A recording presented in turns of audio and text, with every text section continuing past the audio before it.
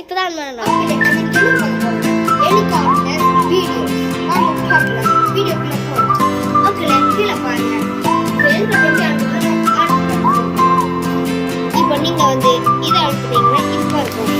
இதை மறுபடியும் அழுத்துறீங்கன்னா மறுபடியும் லேண்ட் ஆகும். புரியுது மக்களே?